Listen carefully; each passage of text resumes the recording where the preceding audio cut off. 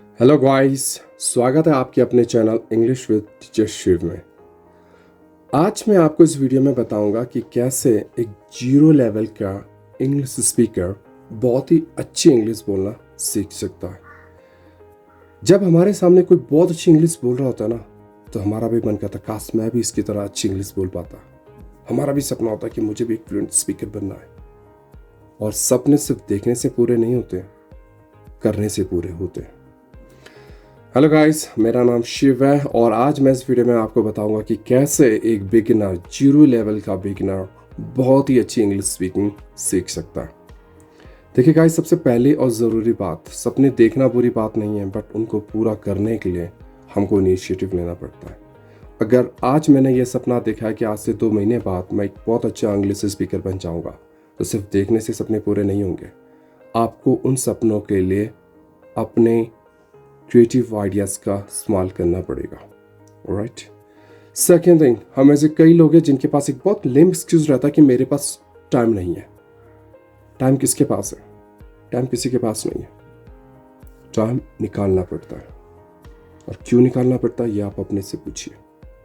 क्या आपके पास एक ऐसा पावरफुल रीजन है जिसको कंसीडर करके आप अपने इंग्लिश जर्नी को स्टार्ट करना चाहते हैं? और क्योंकि वही एक सिंगल पावरफुल रीजन आपको all the time motivate and inspire कि मुझे अपना समय बर्बाद नहीं करना, सिर्फ इंग्लिश में फोकस करना है। ठीक है। तो जैसे डॉक्टर्स हैं वो बिजी हैं अपने हॉस्पिटल में, पेशेंट्स को सर्व कर रहे हैं। प्राइवेट कंपनी की जो एम्प्लॉयज़ हैं वो अपनी जॉब कर रहे हैं, वो वहाँ बिजी हैं। जो हमारी हाउस वाइफ है वो अपने घर के कामों में बिजी है। जो पोस्टमैन है वो अपने डाक बांटने में बिजी है। टीचर हैं वो मैथ, साइंस और एसएसटी पढ़ाने में बिजी हैं, वो भी इंग्लिश नहीं बोल पा रहे। और जो हमारे प्यारे फौजी भाई हैं वो सीमा में अपनी देश की रक्षा करने में बिजी हैं, उनके पास भी टाइम नहीं है। तो टाइम किसी के पास नहीं, बट मैं हाँ एक चीज़ बोलता हूँ, अगर आपने कुछ चीज़ सीखने की दृढ़ निश्चय कर लिया है, अगर आपने कहा है कि मुझे सीखना है तो सीखना at any cost, no matter, तो आपको वो चीज़ सीखने से कोई नहीं रोक सकता। राइट। तीसरी चीज़, जब आपको ये लगे कि मुझे सीखना है तो अपने आप को रोकिए मत, क्योंकि मैंने कई लोगों को देखा, उनके दिमाग में एक सवाल रहता है कि क्या ये सही एज है सीखने के लिए? कितना टाइम लगेगा अगर मैं आज शुरू करता हूँ तो? क्या मैं कर पाऊँगा? देखिए guys, don't be in dilemma. बिल्कुल शंका में मत रहिए कि आप कर पाओगे कि नहीं कर पाओगे। मैं आपको प्रॉमिस करता हूँ, अगर आप जिस हिसाब से मैं प्रैक्टिस करने के लिए कह रहा हूँ ऐसे प्रैक्टिस करोगे, 100% 2 महीने के अंदर आप इंग्लिश बोलना सीख जाओगे। राइट। चौथी चीज़, मैं आपको ये नहीं बोलूँगा कि बिल्कुल एडवांस लेवल की स्पीकिंग शुरू कर दीजिए। नो, मैं सिर्फ ये बोलूँगा आपको सिर्फ ABCD आता है, बाकी कुछ नहीं आता है ना। ठीक है। छोटे छोटे सेंटेंस से स्टार्ट कीजिए। कैसे? Good morning, good afternoon, good evening, good night. 4 greeting done. Second, how are you? I am doing great. Where is your home? Right. ये छोटे छोटे सेंटेंस जैसे कि sorry, thank you, please don't mind, बहुत छोटे sentence, इसमें ना grammar rule चाहिए ना वोकैबुलरी याद करनी है, बट इन छोटे छोटे सेंटेंसों से आपको एक कॉन्फिडेंस अंदर आएगा कि हाँ, मैं इंग्लिश बोल रहा हूँ, मैं इंग्लिश सीख रहा हूँ और मैं कर सकता हूँ। करेक्ट। इसके बाद आपने पांचवी जो चीज़ है क्या करनी है, आपने छोटे छोटे वर्ड्स को याद करना है, वोकैबुलरी याद करनी है। कौन सी वोकैबुलरी? जो बेसिक वोकैबुलरीज होती हैं, जैसे कि व्हाट मतलब क्या, हु मतलब कौन, हाउ मतलब कैसे, वेयर मतलब कहाँ, देयर मतलब वहाँ। इन छोटे छोटे वर्ड्स को याद कीजिए। मैं ज़्यादा नहीं कहूँगा, एक दिन में सिर्फ 5 याद कीजिए, बहुत है। बट हाँ, आज आप जो 5 वर्ड याद कर रहे हैं वो आपको इस तरह से याद करना है कि आपको अंत तक, आखिरी तक आपको वर्ड याद हो, अब उन्हें भूले ना। राइट। नेक्स्ट स्टेप आपने क्या, जो छठवां स्टेप है वो आपने क्या करना है, अब जो वर्ड्स आपने याद किए छोटे छोटे, उनके छोटे छोटे सेंटेंसेस बनाइए। जैसे आपने हु याद किया, यू याद किया और आर याद किया। हु आर यू, छोटा सेंटेंस। ठीक है। आपने क्या याद किया था? व्हेन याद किया था कि कब।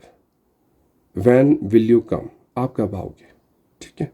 छोटे छोटे सेंटेंस है। हाउ आर यू, ऐसे मतलब ये छोटे छोटे सेंटेंस आपने बोल लिया।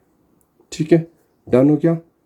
नेक्स्ट स्टेप, आपने ना बेसिक ग्रामर रूल्स याद करने। बेसिक ग्रामर में से 3 चीज़ें आती हैं, पास्ट, प्रेजेंट और फ्यूचर टेंस, यानी भूतकाल, वर्तमान और भविष्यकाल। जो मैं बोल रहा हूँ अभी, ये मैं पास्ट के बारे में बोल रहा हूँ जो हो चुका है, या प्रेजेंट के बारे में बोल रहा हूँ जो हो रहा है, या फ्यूचर के बारे में बात कर रहा हूँ जो होगा। उसके हिसाब से आप अपने जो मॉडल वर्ब्स हैं उनको इस्तेमाल कीजिए, जो हेल्पिंग वर्ब्स होती है। कि अगर मैं पास्ट के बारे में बोलूँगा तो मुझे वॉज यूज़ करना है, मैं प्रेजेंट के बारे में बोलूँगा तो इज एम आर यूज़ करना है, और अगर मैं फ्यूचर के बारे में बोलूँगा तो विल शैल यूज़ करना है। एक छोटी छोटी चीज़ है बस, बाकी ज़्यादा डीप में जाने की ज़रूरत नहीं है अभी, ठीक है। 8th स्टेप, जो 8वां स्टेप है, वो क्या करना है। ऑफकोर्स आपके घर में बच्चे होंगे, उनको मत बताइए कि मैं इंग्लिश सीख रहा हूँ, उनको ये दिखाइए कि मैं आप लोगों को इंग्लिश बोलने के लिए मोटिवेट कर रहा हूँ, और आप उनके साथ इंग्लिश में बात कीजिए। जब आप उनके साथ इंग्लिश में बात करेंगे, उनका भी इंटरेस्ट आएगा कि हाँ यार मैं इंग्लिश सीख सकता हूँ। आपको भी लगेगा, आपको बच्चों के साथ बैठ के क्या मिलेगा, एक एनवायरनमेंट मिलेगा कि हाँ चलो जब बच्चे मेरे साथ बोलना तो मुझे भी बोलना चाहिए।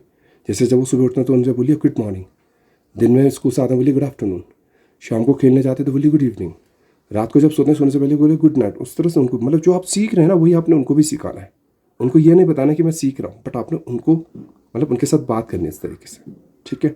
इस तरह से आप खुद भी सीख रहे हैं और बच्चों को भी सिखा रहे हैं, यानी एक पंथ दो काज। Right, okay.